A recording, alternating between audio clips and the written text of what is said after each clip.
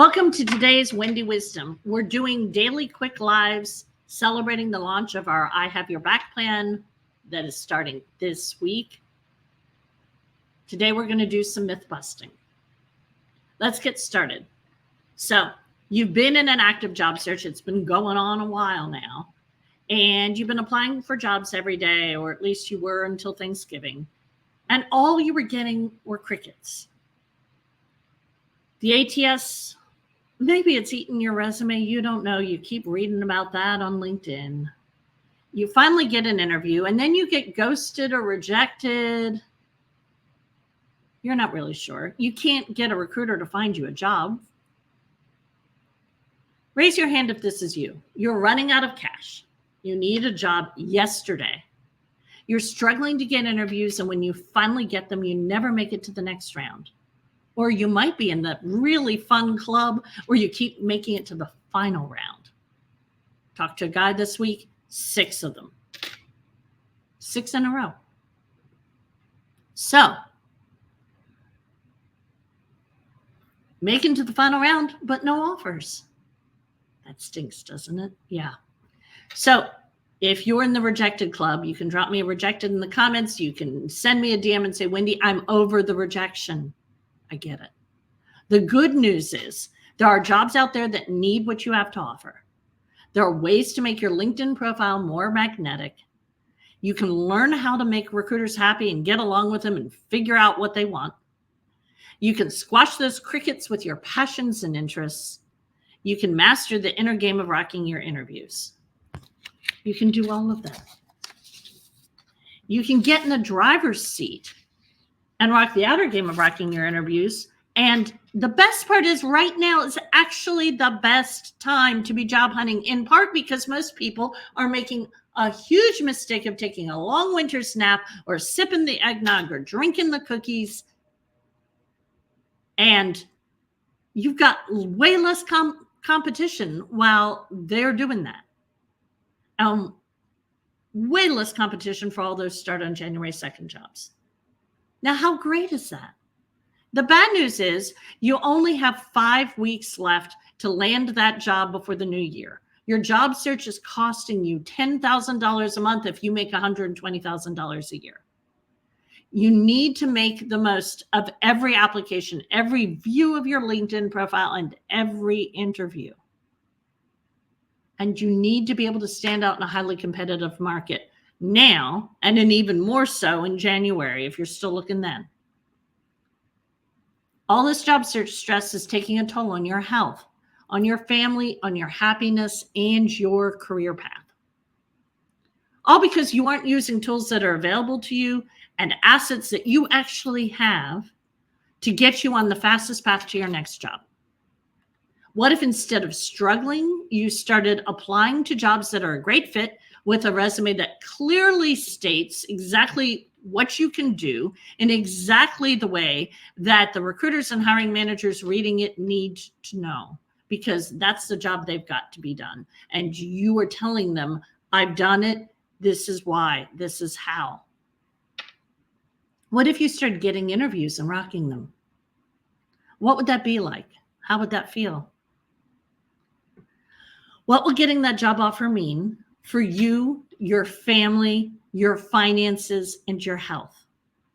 If you are ready to start getting and rocking interviews, getting an offer, landing a job, drop me a job in the comments or send me a DM and say, Wendy, I am ready. Now, let's get clear on why you might want to listen to me when it comes to myth busting those powerful job search myths. So I'll start with a big number. You might want to listen to me about busting job search myths because I've conducted 12,000 interviews in my career. Let me slow down. 12,000 interviews. I have taught hundreds of hiring managers and recruiters how to conduct interviews. I've designed interview processes and scoring rubrics. That's where they evaluate how people did in the interviews at dozens of companies. I've managed the selection and implementation of application tracking software at multiple companies. I actually helped the company pick the ATS and then implement the ATS. I've trained dozens of recruiters to find amazing talent on LinkedIn. For 10 years running, I was in the top 1% of profiles viewed among recruiters. I've hired more than 1,000 people in my career. And I've scaled a fintech startup from employee 23 to employee 500 and a $100 million exit. Okay, now that you know why you're listening, let's talk about what we're going to learn today. I'm going to bust some myths. Are you really ready to have your myths busted? Step 1, the ATS is not a mean, scary, nasty robot who eats your resume. Let me say that again. The ATS is not a mean, scary, nasty robot who eats your resume. An ATS is no different than a CRM for salespeople or one of the gazillion software tools used by marketing or engineering or finance people. One thing though, while it isn't a mean, scary, nasty robot, some ATSs do have some issues with reading what's inside text boxes or columns or headers, particularly the text boxes. That's the most common. And so basically the ATS is not only an organizational tool for recruiters, it is also and a way that automates their ability to actually get back to people faster, which is in your benefit. But it's also your money-saving friend because you actually don't need that really expensive resume. You just need to tell the recruiter what you have done that demonstrates you can do the job. It's that simple. So I just spoke to a one-on-one client who just spent $400 on a resume we had to completely redo.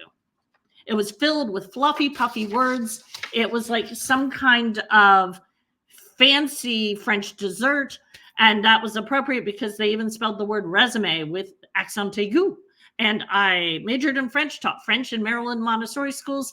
And no, you do not need French accents on the word resume. People care about results, not puff, not fluff. What you need is a resume that clearly states the results you have achieved that are relevant to the job you are applying for. Okay, so no more robots.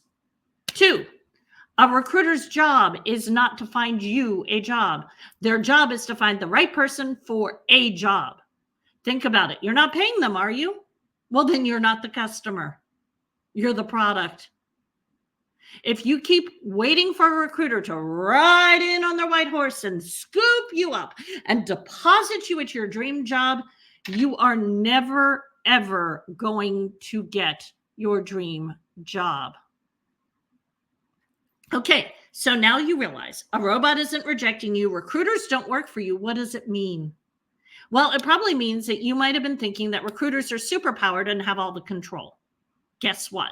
There are a lot of amazing humans who are recruiters. I've trained dozens of them. They were amazing people. I have friends in real life and in LinkedIn Life who are recruiters. Recruiting is not a one-size-fits-all kind of deal. Every company is different. Every hiring manager is different.